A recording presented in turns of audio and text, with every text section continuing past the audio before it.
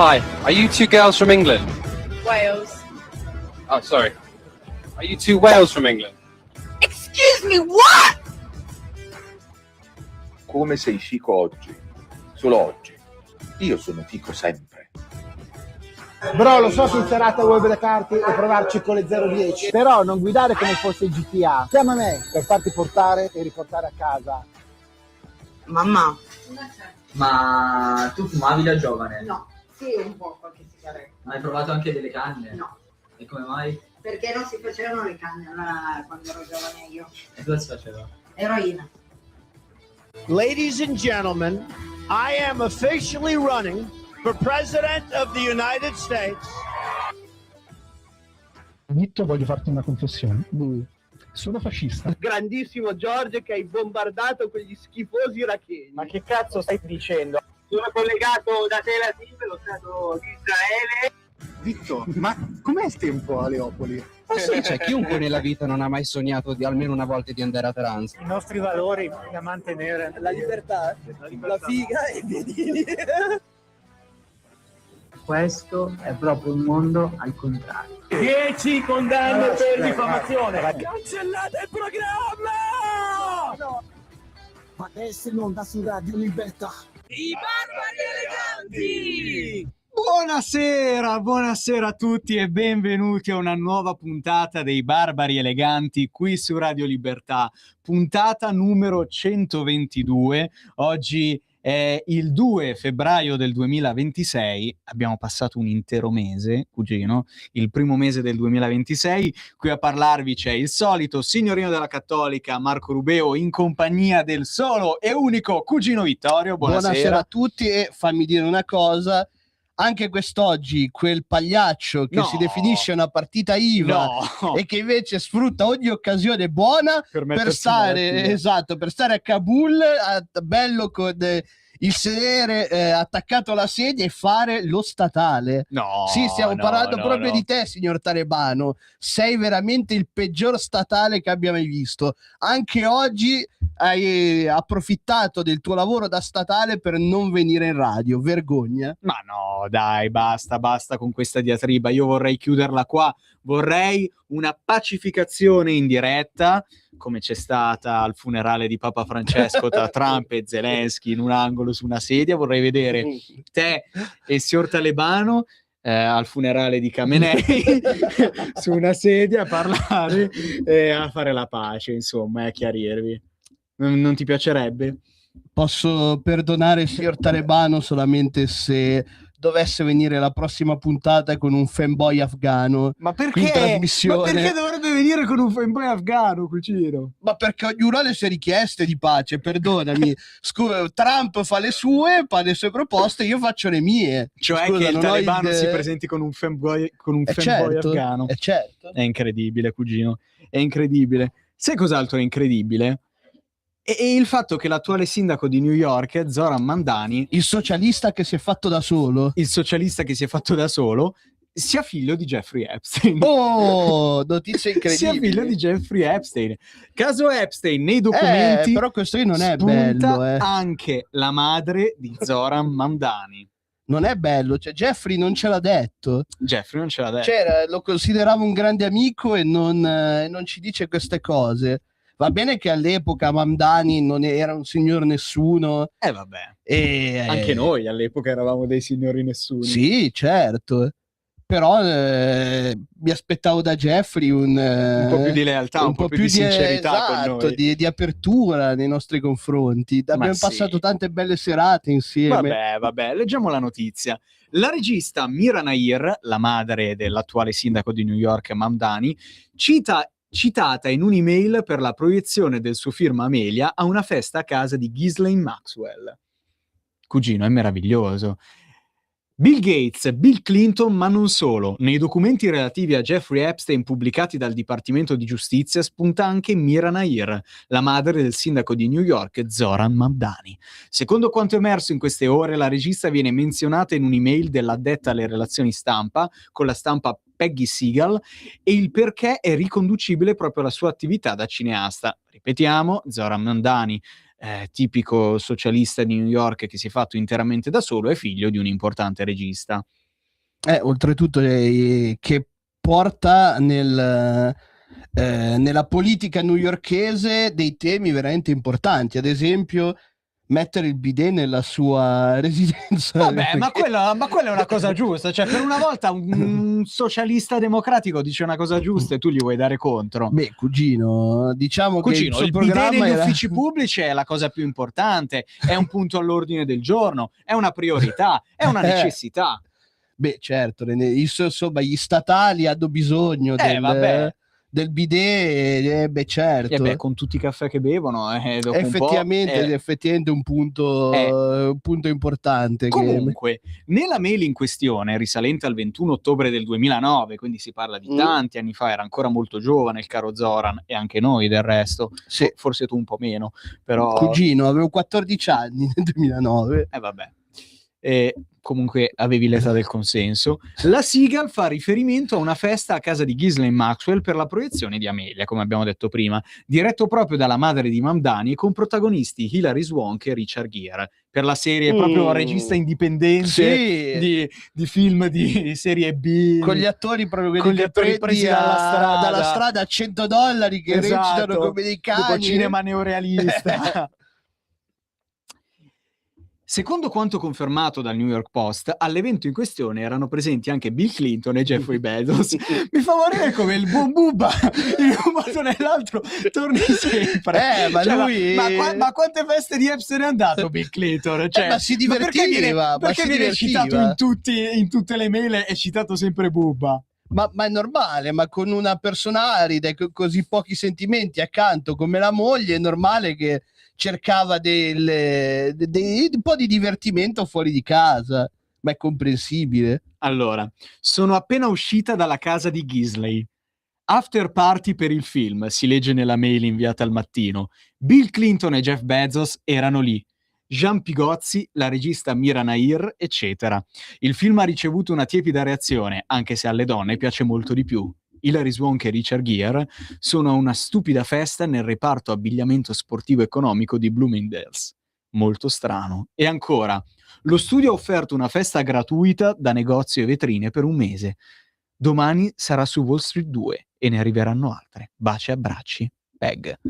È fantastico, cugino. Cosa vogliamo dire quindi al sindaco? Cioè, e infatti è uscita fuori pure che si pensi sia una fake news o un'iperbole. Io però ci credo.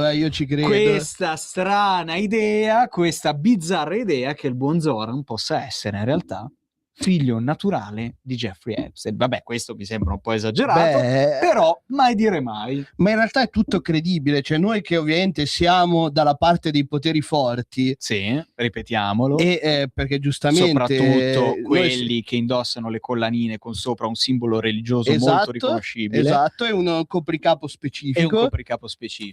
E noi giustamente, stando dalla parte dei poteri forti, perché non avrebbe senso stare da quella dei poteri deboli. Assolutamente. E adesso tutto assume più senso. Cioè Zoran Mamdani è il cavallo di Troia utilizzato contro il mondo woke, contro il mondo del progressista, per fargli credere di aver vinto, quando invece abbiamo vinto noi, mondo del socialismo. Invece abbiamo vinto noi infiltrando in loro un nemico, cioè avendo messo loro il nemico e idolo, cioè perché lui ora è l'idolo del mondo progressista. Sì. E invece noi abbiamo mandato il cavallo di Troia, ma è una mossa geniale. Dici che è un piano diabolico? Un piano diabolico sicuramente architettato dallo staff del presidente Trump in primis, sì. Che infatti adesso si spiega anche il loro rapporto quasi d'amore che c'era al loro incontro alla Casa Bianca. Ma non è vero, hanno detto che hanno parlato, si sono riappacificati dopo i toni altisonanti. Ma sì, ma quella lì era tutta recita. In fondo, figlio di una regista, Zoran sarà un grande attore. Infatti è da 30 anni che recita la parte del finto socialista. Quando in realtà sua madre è una regista che fa i film con Hilary Swank. Esatto, che per tutti quelli che credevano che fosse un pilastro dell'antisionismo, non si devono ricredere, perché poi in realtà, andando a vedere tutte le persone che ci sono dietro Zoran Mandani. No, è vero. Cioè, ci tutti sono dei video di Mandani che va alla comunità ebraica, che fa dei pranzi con la comunità ebraica di New York, e loro che fanno dei brindisi in suo onore e dicono il sindaco è dalla nostra parte, quindi bisogna vedere, perché prima o poi, no, diverranno al pettine. Quando passerà un anno dall'entrata in carica, perché è entrato in carica il 1 gennaio, quando passerà un anno, quando arriveremo al 1 gennaio del 2027, gli autobus saranno gratis, ci saranno dei supermercati a prezzi calmierati, il divieto degli affitti, di aumento dei prezzi degli affitti sarà entrato in vigore. Se tra un anno queste cose non saranno ancora entrate in vigore, forse la teoria del cavallo di Troia prenderà un po' più piede. Cugino, ti posso dire che secondo me invece Ava Nagila diventerà l'inno ufficiale della città di New York. Vabbè, l'anno prossimo. Qualcuno oserebbe dire che lo è già, però ovviamente noi siamo contenti per questa cosa. Certo, cugino, certo. Noi siamo sempre dalla parte giusta, cugino, naturalmente. E invece, cugino, in merito alle restanti rivelazioni di questi ultimi file desecretati, decriptati di Epstein, si dice che il caro Donald sia stato citato un bel po' di volte. Ma non solo, cioè che in realtà oltre a Donald Trump è stato citato più volte anche Putin, si dice più di 1000 volte negli Epstein Files. Più di 1000 volte. Quindi tutti quelli che dicevano il presidente Putin è l'arma contro questo occidente corrotto, anche lì si sta scoprendo che in realtà Putin potrebbe essere un altro cavallo di Troia. No, vabbè, adesso fino a questo punto io non arriverei con il complottismo, anche perché è un po' smentito poi da come sta andando la geopolitica. Cugino, però se tu vai a valutare certe cose, cioè che ad esempio la Russia sta facendo una figura barbina, diciamo, nella guerra in Ucraina, dove gli ucraini comunque resistono. Ma il professor Rossini non la pensa come te, però. E neanche il professor Barbero. Ma loro vivono fuori dalla realtà, cugino. No. Loro non sanno quello che sappiamo neanche il noi. Professor, no, quel nome non lo possiamo quel nome non lo possiamo fare, perché quella persona ha la querela facile. È ovviamente uno molto esperto di cantautorato italiano, giornalista per il Fatto Quotidiano, che potrebbe aver parcheggiato un paio di volte la sua BMW nel posto dei disabili.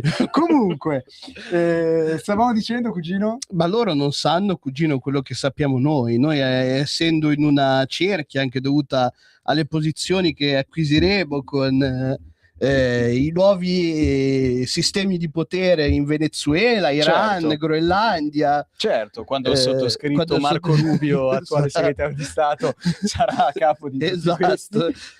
E la verità noi la sappiamo, cioè che in realtà Putin è una banderuola che lavora come cavallo di Troia per l'Occidente. Benissimo, e dopo questo complottismo direi di andare con la prima canzone, Joe Cocker con la bellissima Two Wrongs.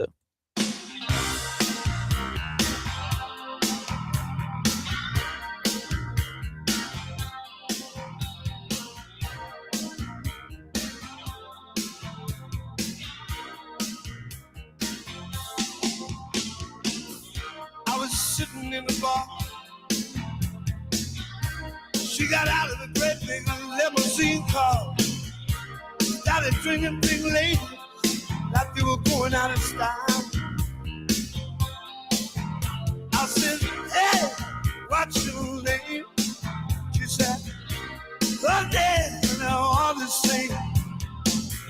Come over here and keep me company for a while.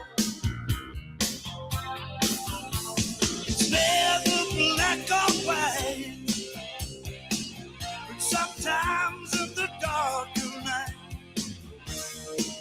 two wrongs can make a right. He said, I got money, I have fame, I got a man at home and he's so well trained. I got fancy clothes and a microwave oven. One thing I don't have is good love. Never black or white. Sometimes in the dark of night, two wrongs can make a right.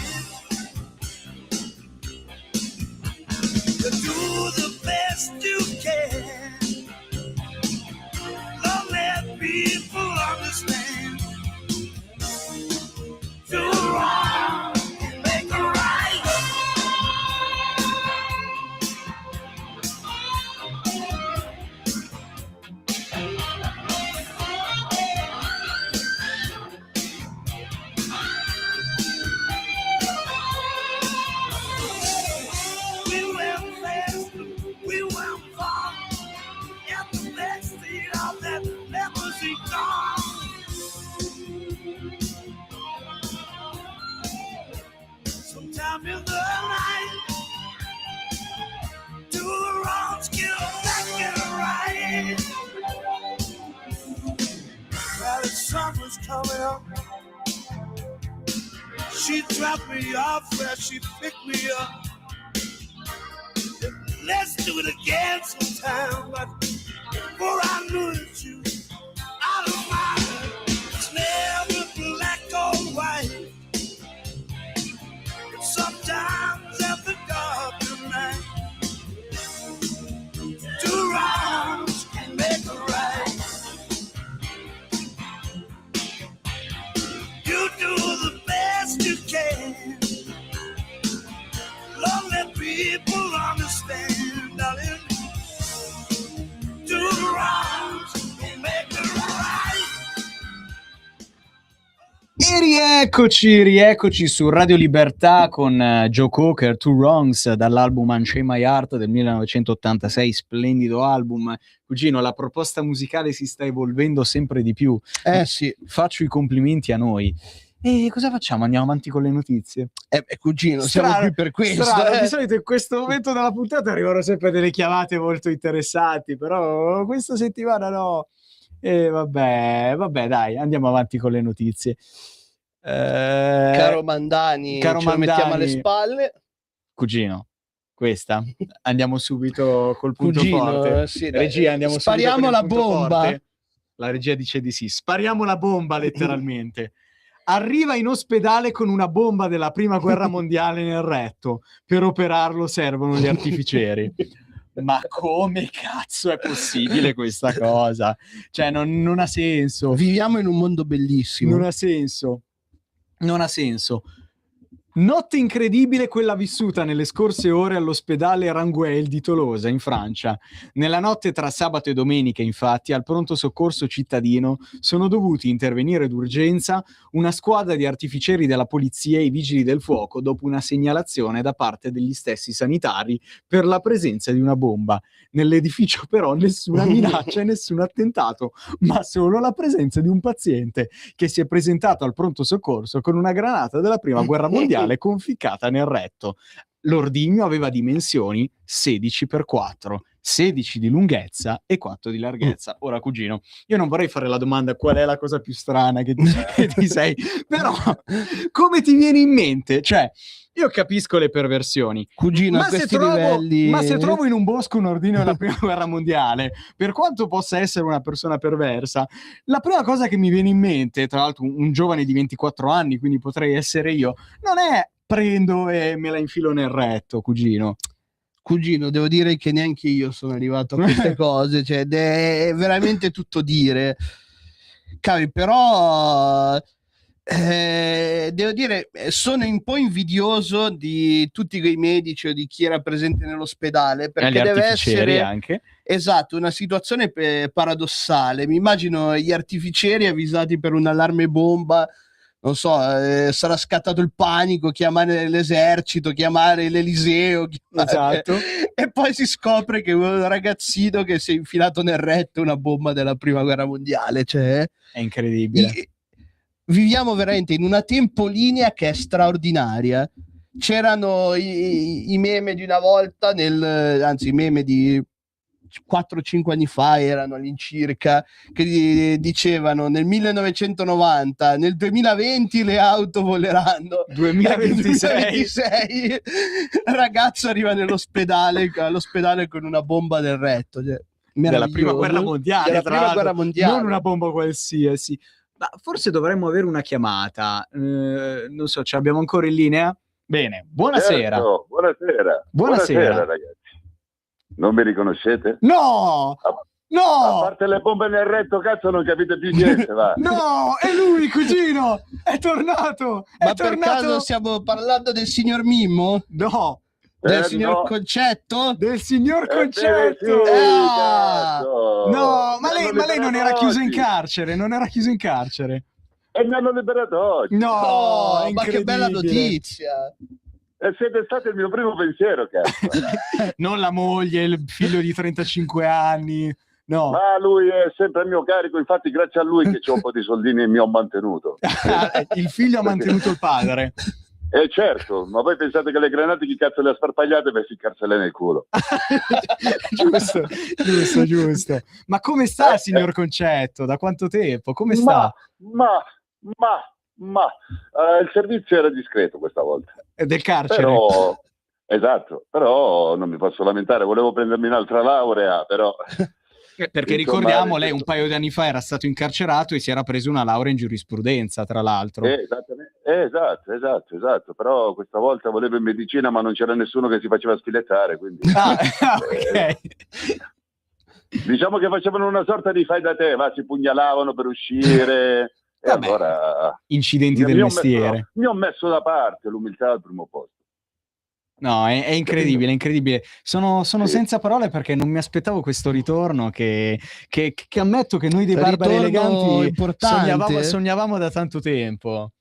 Ragazzi, ma manco io lo sapevo che usciva oggi, l'avvocato. Vedi come funziona la magistratura italiana, quando si dice arrestano qualcuno e poi dopo poco esce subito di galera. Visto, cugino? Esatto, funziona, è un sistema che funziona. Quindi possiamo dire votiamo no al referendum sulla giustizia del 22 e 23 marzo perché la giustizia italiana funziona benissimo. Giusto? Concordo. Anche una applauso, una standing ovation avanti, indietro, come cazzo volete voi, però basta che la facciamo. E niente, però adesso mi trovo in condizioni un po' difficili perché non ho lavoro. Ma infatti, come ne parlavamo un paio d'anni fa, è arrivato il momento, anche a una certa età, di trovarsi un lavoro, no? Esatto, pensavo di adottare altri 2 o 3 figli, così almeno mi garantivo un futuro, va. Per gli incentivi statali. Sì, ovviamente. O se no mi hanno offerto un posticino. Dove? Come recupero crediti, proprio uscito dal carcere, va. Neanche il tempo di varcare la soglia del San Vittore. Ho trovato uno e mi ha detto: senti, mi serve un recuperatore. Che cazzo mi hai preso per un arganello a me? Mi fa: no, hai capito male, dottor Rapaci. Bravo, almeno hai capito il titolo di studio. E allora mi fa: no, dovresti recuperare dei soldini che mi devono dare legalmente. Legalmente? Siamo sicuri? Sì, legalmente. Per della polvere, penso, che usano in casa per stuccare, almeno così mi ha detto. Lo stucco? Poi dopo, non so. Sì, dello stucco. Colombiano, però. Colombiano, giusto? Dello stucco colombiano, sì. E siccome non lo pagano questo stucco, non capisco perché, se uno ti dà qualcosa tu lo dovresti pagare. Certo, allora, legge della domanda e dell'offerta. Certo, mi mandano a me, mi hanno dato un kit di primo soccorso, un paio di coltelli e 3 pistole. Beh, oddio, è un primo soccorso un po'... Poi dopo c'ho gli assistenti con l'automedica sotto. Pure? Allora lì si fa. Sì, là si parla sul serio dopo. Quando c'è qualcosa di grave intervengono loro, sai. Almeno, però ci sto pensando, ragazzi, prima volevo un vostro consulto, volevo consultarmi con voi. Che ne pensate voi? Considerando che, se non ricordo male, il suo ultimo lavoro è stato andare a prendere le OS sulla tangenziale alle 3 di notte. Esatto. Forse era un po' non più... mi ha portato tanto bene. Però era un po' più tranquillo come lavoro quello rispetto a quello. Questo mi sembra un po' più rischioso, però ormai direi che non so, anche vero? Ma sì, ma può stare come cosa. Sì, e poi per del povero gesso stucco, insomma. Sì, e poi è anche probabile che le porti anche qualche soldino in più un lavoro del genere, o no, cugino? 1.000 euro al giorno. Sì, assolutamente. 1.000 euro al giorno, praticamente potrei disadottare mio figlio. Vede. Rinnegarlo. Rinnegare, anche perché dopo un po' va bene, ma dopo un po' scassa la minchia, sempre col Don Perignon. Certo. Basta, cambia, che non vuole andare a vivere da solo a 35 anni. No, sta bene a casa. Con la mamma che l'accudisce. Adesso gli ha comprato un po' di Crystal, ora che finisce la riserva lo mandiamo fuori dai coglioni, che non si può vivere con questo qua. Allora con Crystal effettivamente quei 1.000 euro al giorno potrebbero servire. Sì. Vero, dottor Rapace. Vero, Sì, ma giusto i generi di prima necessità, Sì, certo. 2 o 3 puttane di sera, poi dopo quello che vuole fare lui. È grande, può camminare. Io l'ho cresciuto e lui può camminare con le sue gambe, così almeno impara cosa vuol dire la vita fuori. Ecco, non è più una sua responsabilità. Non è più una sua responsabilità, possiamo dirlo. Ma Ma per caso le hanno detto anche che tipo di contratto le farebbero? Se part-time, già a tempo indeterminato, un full-time, oppure una consulenza? A chiamata? A chiamata. Ah, praticamente è una sorta di reperibilità. Un cococò, diciamo. Sì, però mi sta bene, perché comunque c'ho il mio fisso di 1.000 euro al giorno e poi la percentuale di pure la percentuale del recupero. Se ha un fisso di 1.000 euro al giorno più percentuale del recupero, mi sa che il prezzo dello stucco è aumentato di un bel po'.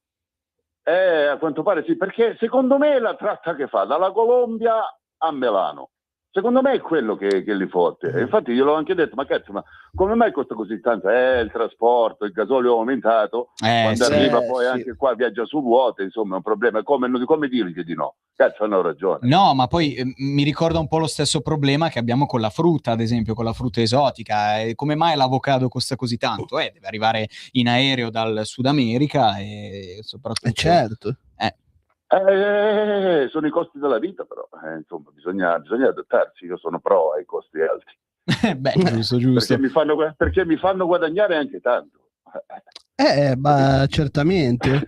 Certo, se qualcuno viene pagato tanto, cioè se qualcuno paga tanto, dall'altra parte c'è qualcuno che viene pagato tanto, di conseguenza. È una ruota che gira, insomma. È una ruota che gira. Bene, dottor Rapace, noi la dobbiamo salutare, che ora dobbiamo andare in pubblicità e poi con la seconda canzone. Comunque, capito, mi ha fatto piacerissimo sentirvi. Ma anche a noi, è stata una sorpresa meravigliosa, dottor Rapace. Grazie. Alla prossima. Chiami quando vuole. Grazie. Va bene, ciao comunisti. Ciao. Bene, ora un po' di pubblicità e poi una bella canzone di cui non ricordo il nome. Per la tua pubblicità visita il sito radiolibertà.net.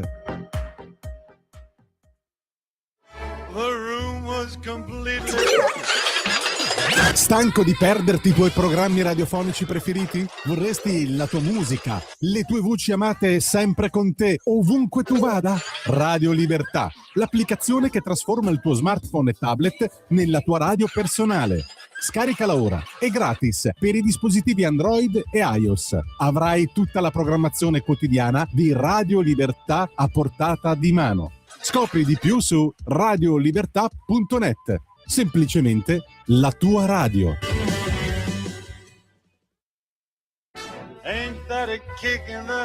Ascolta i tuoi programmi preferiti, le notizie, la musica che ami e non solo. Con l'app di Radio Libertà puoi interagire con i conduttori, anche quando sei in movimento. Non aspettare, cerca Radio Libertà nello store del tuo smartphone o tablet e scarica l'app gratuitamente. Radio Libertà, tutta la radio con te.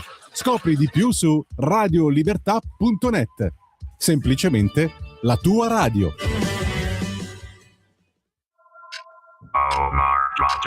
In Europa e in tutto l'Occidente la libertà di espressione è in pericolo, minacciata dal politicamente corretto. Ecco perché servono spazi in cui coltivare ancora il pensiero critico. Martedì e giovedì, dalle 13 alle 14, su Radio Libertà va in onda La Cittadella. Entrate nella fortezza del pensiero libero con Matt Kerus, Massimo Salvati e Francesco Borgonovo. Porta con te ovunque Radio Libertà. Scarica la app per smartphone o tablet dal tuo store o dal sito radiolibertà.net. Cosa aspetti?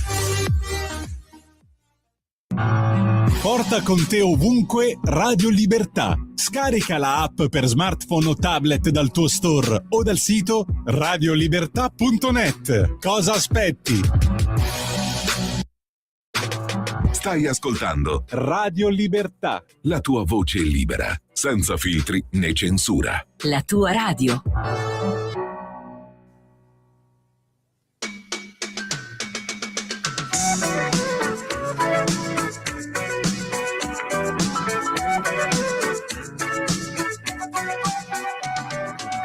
Traveling in a freighter combi on a hippie trailhead full of zombies.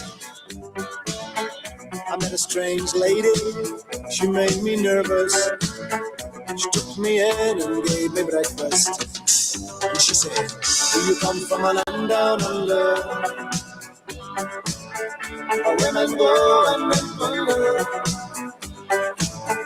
Can't you hear the thunder? You better run, you better take cover.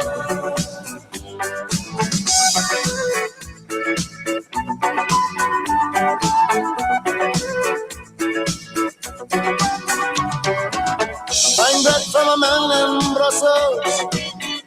He was 6'4" and full of muscle.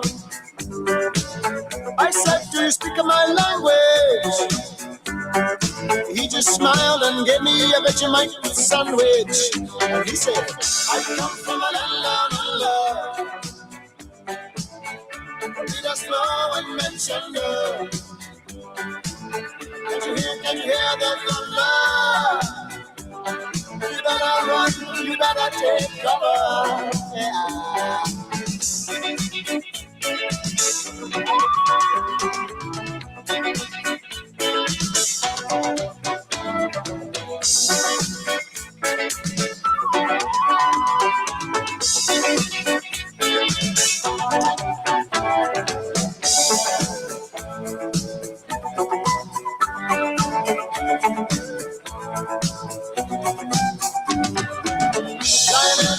In Bombay, with a slack jaw, not much to say. I said to the man, are you trying to tempt me? Because I come from the land of plenty. And he said, oh, you come from a land down under.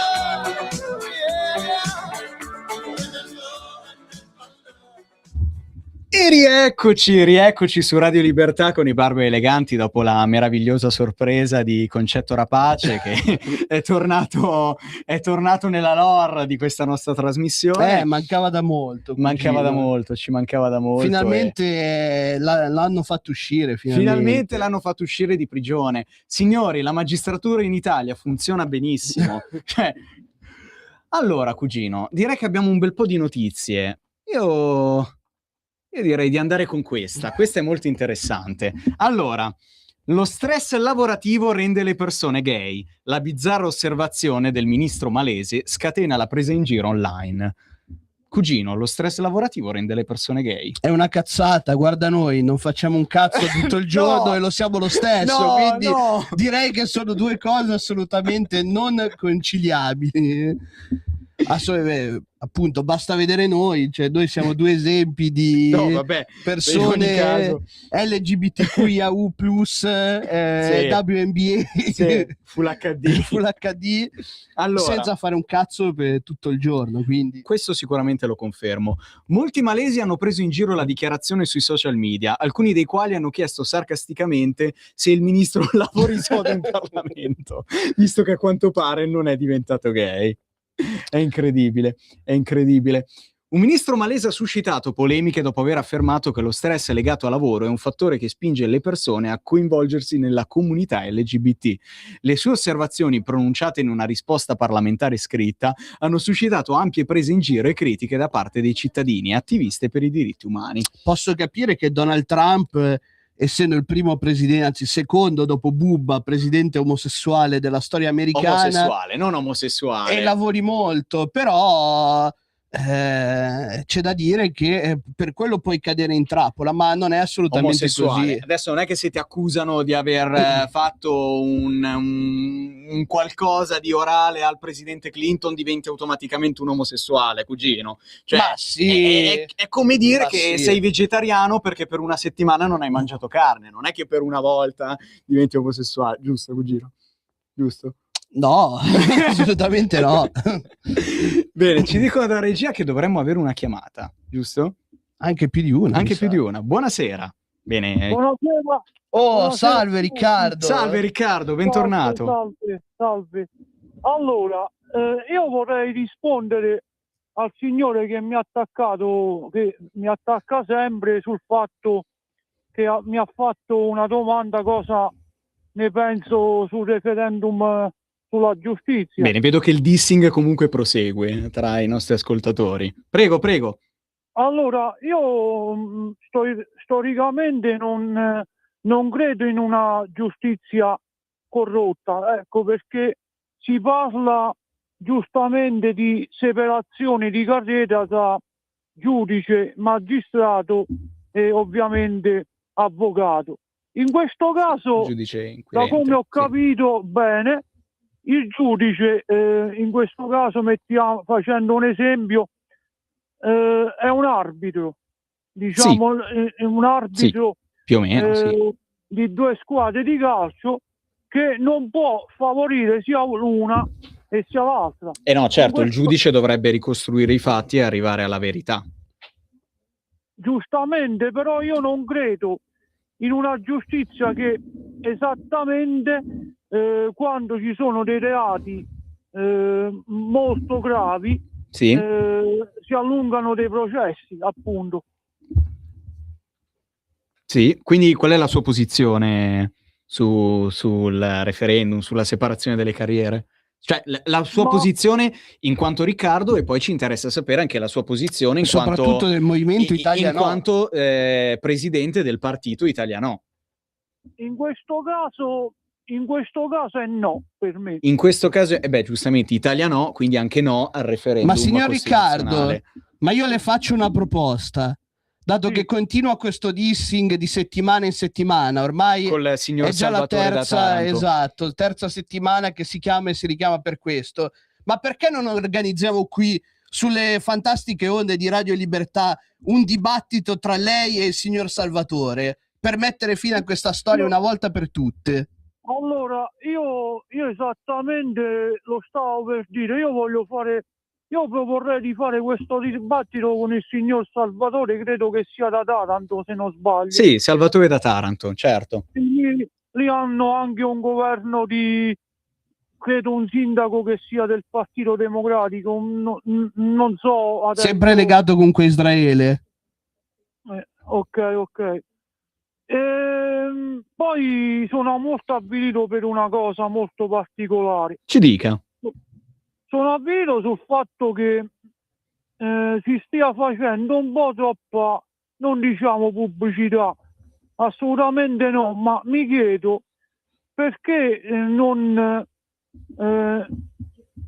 hanno fatto una campagna per gli aiuti umanitari per il popolo niniscemi in Sicilia, punto interrogativo. Ecco. Beh, certo, per i recenti episodi drammatici delle alluvioni. Ho sentito quella signora che credo sia il presidente di un'associazione che attaccava l'assessore regionale della Sicilia, e poi a sua volta hanno attaccato anche il premier Giorgia Meloni, la nostra premier, perché si sono messi a dire tutti quanti, dice no, non c'è stata una campagna SMS, non ci sia stato un aiuto da parte del governo. Vabbè, non è che adesso ogni volta che c'è un'alluvione bisogna fare una raccolta fondi con gli SMS, però comunque capisco. Ma sul fatto del caso vorrei dire anche che la Sicilia sono molti anni che ha un governo di destra, addirittura c'è stato un presidente, il presidente Musumeci, che è stato, credo che sia stato indagato a tal punto, non so che cosa abbia fatto, però è stato indagato. Ecco, io vorrei fare questo appello al governo a tutti quanti noi di mandare soprattutto degli aiuti umanitari soprattutto al popolo siciliano, invece di mandare armi. Certo. Ecco. Va bene, mi scusi se la interrompo, signor Riccardo, ma dovremmo avere un'altra chiamata in linea, quindi la ringraziamo e le diamo appuntamento per il dibattito. A lunedì prossimo. A lunedì prossimo. Buonasera. Buonasera, dunque ragazzi, io volevo chiedervi, ma le cose che dite, a parte tante sono stupidate, l'abbiamo capito, però tante sono vere, tipo quella del figlio di Epstein, del sindaco di New York, per cui complimenti che tirate fuori ogni tanto anche delle notizie vere. Però la mia telefonata, visto che questa sembra essere una trasmissione molto scherzosa, almeno così mi sembra, ogni tanto la sento, intanto che sistemo le mie cose di casa. Allora, volevo fare una piccola conferenza stampa fra Djokovic, che ha 48-49 anni, 39 anni. 39 anni, sì. Esatto, scusa, ho detto una stupidata. Ha battuto tutti quanti, magari l'ultimo, magari anche no, perché giustamente con 20 anni o 15 anni di meno va bene. Certo. Però Djokovic, che 4 anni fa era stato buttato fuori, cioè praticamente gli era stato per la storia di del andare vaccino, in ce lo Australia. ricordiamo. Esatto, di andare in Australia, gliela messa in quel posto, visto che quello là si era messo la bomba della prima guerra mondiale. C'è gente che si mette i troccoli di zenzero su per il buco del culo, scusatemi. Certo. Per cui a questo mondo c'è un po' di tutto, e Djokovic un bel braccio gliel'ha infilato a quello che diceva: chi non si vaccina si ammala, muore e fa morire. Il presidente Draghi, Per cui tutta questa gentaglia dei 5 Stelle, ma anche tanti della Lega, Vabbè, comunque. democristiani Zaia, anzi socialisti, democristiani cattocomunisti Zaia, Fontana, Federica, che hanno portato avanti per mesi e quasi anni. Diciamo che ai tempi c'era un consenso un po' bipartisan su quel discorso. No, non c'era consenso bipartisan, perché qui è stato violato qualsiasi diritto, e non stendiamo veramente un velo. No, certo, sono d'accordo, però ai tempi il consenso era un po' di tutti i partiti. Allora, visto che si scherza e visto che noi siamo dei complottisti, state attenti anche alla notizia di Leonardo, dove c'è il signor Renzi, dove c'è anche quello dei 5 Stelle, Conte, eccetera, perché stanno arrivando dei cazzi grossi per quanto riguarda le elezioni truccate del 2016 a danno del signor J. Trump, di Donald J. Trump. 2020 intende? Okay? 2020, scusami, sì, non 2016. Quella che hanno rubato, in cui ha vinto Biden, quelli in cui dovrebbe aver vinto Biden, quando in tanti stati c'erano 1000 persone. Ma lo sappiamo tutti che ha vinto Trump nel 2020. Ecco, e per cui ha fatto praticamente, mettendogliene in quel posto a tutti, ha fatto 3 mandati, perché giustamente ha fatto il primo, poi ha fatto ombra il secondo, perché quello là era uno che praticamente comandava un cavolo, per cui ha fatto giustamente, si è sistemato tutte le sue cose, per poi arrivare l'anno scorso, nel 2024, a fare il terzo mandato con le cose tutte sistemate. Dite anche i cazzi che stanno arrivando, gli uccelli paduli che stanno arrivando, solo che purtroppo la stampa venduta italiana, i giornalisti venduti italiani, queste cose non le dicono. Però noi stiamo scherzando, noi siamo dei complottisti, ma sì, chi ci ascolta noi, ridiamoci su, dai ragazzi. Ciao, buona serata. Grazie, ciao. Buona serata. Wow, quante chiamate questa settimana, incredibile. Ma quindi, cugino, al fin dei conti, il duro lavoro fa diventare gay? Ma secondo me no. No. Cioè noi siamo la prova vivente, cugino. Ancora? Ma no, assolutamente sì. Lascia stare questa cosa qua. Ma sì, cugino, non credo che dipenda da quello. Ma ci sono tanti esempi, non lo so, c'è Tommaso Zorzi, ce ne sono tanti di gente che... Vabbè, lavora. Appunto, per questo dico, è la dimostrazione che non è il duro lavoro a renderti gay. Però... se sei o no nella lista di Epstein che ti rende. Noi dici? ci siamo. Bene. Allora, cugino, ho un'altra notizia molto bella. Dalla ridente città di Napoli. Torniamo nella ridente città di Napoli. E in quale città direbbe qualcuno? Noi non lo diciamo. Allora, questa è una notizia che già solo a leggerla dal titolo pare la scena di un film, praticamente. Pare una scenetta comica, uno sketch. Latitante trovato nel contenitore del letto a Napoli. Al carabiniere dice: brigadier, ci ho provato. Onesto. Lui ci prova, scusami. Ci prova, poi può andare bene o non può andare bene, ma intanto ci ha provato. In manette un 54enne. L'uomo, destinatario di un ordine di carcerazione per rapina ed estorsione, si era reso irreperibile la scorsa settimana. È fantastico, lui ci prova. Brigadier, ci ho provato. Queste le parole di una disarmante sincerità pronunciate da un uomo di 54 anni al carabiniere che lo ha catturato. La storia ha avuto inizio lo scorso 21 gennaio, una settimana fa, quando a Napoli i carabinieri della stazione di Borgo Loreto si sono recati nell'abitazione di questo 54enne, nei cui confronti il tribunale partenopeo ha emesso un ordine di carcerazione a 4 anni e 3 mesi per rapina ed estorsione. Dell'uomo però nessuna traccia.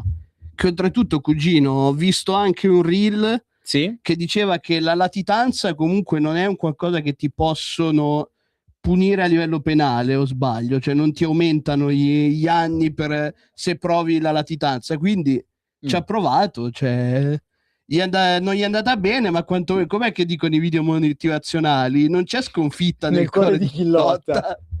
Beh, sì, ma la domanda è, cugino, se tu mai dovessi scappare dalla polizia, se mai dovessi diventare un latitante, useresti l'inserto del letto, non so come si chiama, lo spazio, il contenitore del letto per nasconderti dai carabinieri? Quando sono dovuto sfuggire non a un carabiniere, era un uomo della reception in un hotel che era un po' fiscale, ecco. Cioè nel senso che voleva farti pagare il conto. No, che voleva che io non ero nella mia camera, ero nella camera di alcune mie amiche ed era molto fiscale, ne doveva andare a controllare in una gita, quindi mi sono nascosto sotto il letto, ha funzionato, quindi perché non provarci? Ho fatto una cosa simile quando ero in vacanza studio nel Regno Unito e lì sono un pochino più fiscali probabilmente, però... È evidente a Barcellona lo sono un po' meno. Tranne quando si parla dell'aeroporto. L'aeroporto è un disastro. Comunque dalla regia ci dicevano che forse abbiamo una chiamata. E poi direi basta perché altrimenti finiamo più la puntata. Buonasera. Buonasera. Salvatore da Taranto, buonasera. Salve Salvatore. Buonasera Salvatore. Allora, io in riunione ho letto semplicemente 2 messaggi che mi sono arrivati, io sono disponibilissimo a fare un confronto e mi hanno scritto che ci sono state delle farneticazioni rispetto alla risposta sul referendum, non mi aspettavo qualcosa di diverso da un movimento come quello di Italia No. Se poi devo essere tacciato di appartenere ai poteri forti solo perché mi permetto di contestare una persona che non risponde alle domande, va bene tutto, insomma. Signor Salvatore, ma assolutamente no, noi ce ne vantiamo anzi di far parte dei poteri forti, quindi... Ecco, bravissimo. Senti, un'ultima cosa voglio chiedervi, ma mi dispiace, poi vi ascolterò con calma dopo. Qualcosa su Askatasuna hanno fatto veramente schifo. Qua c'è necessità di scendere in piazza a difesa delle forze dell'ordine, lo dico seriamente. Cioè, quello che è accaduto è scioccante, non ha senso. Qualcuno addirittura, i soliti complottisti, no? C'è stato l'infiltrato, una roba fuori di testa. Siamo davanti ad una situazione che diventa sempre più pericolosa. Credo che ci debba essere da parte della cosiddetta società civile una mobilitazione reale a difesa di quella che è la dignità del nostro paese. Noi siamo un paese democratico che ha conosciuto purtroppo delle fasi orrende negli anni 70-60, che leggiamo noi sui libri. E forse è il caso di mobilitarci e di dire con chiarezza che siamo dalla parte delle forze dell'ordine, siamo dalla parte dell'Italia migliore e non dei centri sociali di coloro i quali. Mi dispiace non ci sia il signor Talebano perché avrei fatto polemica anche con lui, a questa gente di merda. Di conseguenza, la verità la dobbiamo dire. No, certo. Ma lei fa assolutamente ragione, signor Salvatore. Prenderci un pezzettino di responsabilità e so che non vi piace che vi si faccia i complimenti, è bello che date la possibilità di parlare a tutti, anche al signor Italiano. Ti auguro buona serata. Grazie, buona serata. E ovviamente l'aspettiamo per il dibattito qui in live su Radio Libertà, ovviamente. A disposizione, buona serata. Grazie mille, buona serata. Ma non abbiamo parlato di Askatasuna molto semplicemente perché immagino, poi non ho seguito bene il palinsesto degli ultimi giorni, ma immagino che su questa radio se ne sia parlato in maniera approfondita. Esatto, è fatta molto meglio sicuramente rispetto a noi. Migliore di come ne potremmo parlare noi. A me viene da dire semplicemente una cosa, un pensiero molto semplice che è quello che è lo stesso pensiero che si fa ogni volta che si parla del terrorismo, ovvero non tutti i comunisti sono dei delinquenti dei centri sociali, ma tutti i delinquenti dei centri sociali sono comunisti. Io ci terrei a dire solo questo. Quindi io penso che questa violenza sia intrinseca in una certa cultura della sinistra e che la connivenza da parte dei loro esponenti politici, si parla addirittura di alcuni membri di Verdi Sinistra in quella manifestazione, sia qualcosa di imbarazzante, ma non ci credono nemmeno loro, ma ormai devono portare avanti questo loro pensiero perché ormai perderebbero voti a esporsi in maniera differente. Sì, quantomeno prima c'era lo si faceva cose orribili per degli ideali, adesso l'ideale non c'è più, c'è solo la voglia di distruggere e di fare casino, quindi è diventato anche triste oltre che patetico. Certo. Beh, cugino, direi che ormai il tempo a nostra disposizione è finito, però al WhatsApp della radio, e invitiamo tutti a scriverci al WhatsApp della radio, il cui numero in questo momento non ricordo. Vai. Ok, grazie. 340 670 9659, il numero WhatsApp della radio, mentre se volete chiamarci 02 92 94 7222. È arrivata un'immagine che chiederei alla regia di inquadrare dallo schermo, ovvero, grazie regia, ovvero il piccolo attuale sindaco di New York, per chi ci sta seguendo in video, Zoran Mamdani, con la madre, con Jeffrey Epstein, la moglie, compagna di Jeffrey Epstein, sì, Bubba Clinton e poi, vabbè, gli uomini più ricchi del mondo, Bill Gates e Jeff Bezos. Quindi assolutamente un'immagine non finta, non fatta con intelligenza possiamo artificiale. dire che il buon Mamdani è il solito politico di sinistra duro e puro che si è fatto da solo ed è arrivato dal niente. Raccomandato perché figlio di Jeffrey Epstein. Probabilmente raccomandato perché figlio di Jeffrey Epstein. Signori, è tardissimo, dobbiamo salutare e io spero che questa puntata di Barbe Eleganti vi sia piaciuta, questa puntata numero 122. Siamo stati da soli, però nei fatti non siamo stati da soli perché abbiamo avuto il ritorno di Concetto La Pace e la prosecuzione del dissing che tra il signor Riccardo e il signor Salvatore, che probabilmente porterà il dibattito. Nel caso invitiamo il signor Riccardo e il signor Salvatore a scrivere al WhatsApp della radio, a scriverci su Instagram, al profilo dei Barbe Eleganti per organizzarci. Quindi spero che questa puntata vi sia piaciuta. Io ringrazio la redazione di Radio Libertà per non averci ancora cancellato il programma. Vi diamo appuntamento a settimana prossima e come sempre, amici, viva i piedi!